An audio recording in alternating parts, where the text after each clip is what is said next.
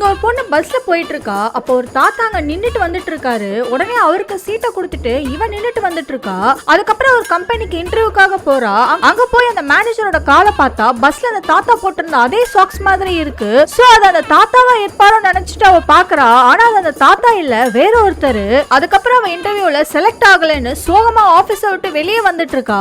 அங்க பார்த்தா அந்த தாத்தா அந்த ஆபீஸ்ல கிளீனிங் வேலை செஞ்சிட்டு இருக்காரு. இன்னைக்கு எனக்கு பஸ்ல சீட்டு கொடுத்ததுக்கு ரொம்ப நன்றிமான்னு சொல்லிட்டு இருக்காரு. இப்ப நீ ஏன் சோகமா இருக்கன்னு கேக்குறாரு. அதுக்கு அந்த பொண்ணு நான் இன்டர்வியூல செலக்ட் ஆகலன்னு சொல்றா. அதை கேட்டவரு உன் நல்ல மனசுக்கு எல்லாமே நல்லதேதாமா நடக்கும்னு சொல்றாரு. இத பார்த்தது இந்த பொண்ணு இவரே இந்த கம்பெனிக்கு பாஸா இருந்தா எப்படி இருக்கும்னு யோசிச்சுட்டு இருக்கா. அப்போன்னு பார்த்து இந்த ஆபீஸ்ல இன்டர்வியூ எடுத்த எல்லாருமே பாஸ் நீங்க இந்த கிளீனிங் வேலை எல்லாம் செஞ்சுட்டு இருக்கீங்கன்னு சொல்லிட்டே ஓடி வராங்க.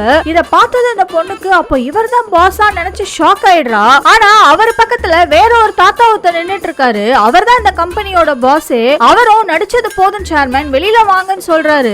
இத கேட்டது இந்த பொண்ணு அப்ப இவர் தான் சேர்மேன் ஆனு நினைச்சு ஷாக் ஆயிடுறா. ஆனா அதுவும் இல்ல, இப்ப வேற ஒருத்தர் டேபிள் கடையில இருந்து எழுந்து வராரு. சோ இந்த தாத்தா பாஸும் இல்ல சேர்மேனும் இல்ல, அந்த ஆபீஸ்ல கிளீனிங் வேலை செஞ்சுட்டு இருக்கவர் தான். சோ இத பார்த்ததும் நம்ம நினைச்ச மாதிரியே இந்த பொண்ணும் ஒரு அதிசயம் நடந்து நல்லது நடந்துராதான்னு யோசிச்சுட்டு இருந்திருக்கா.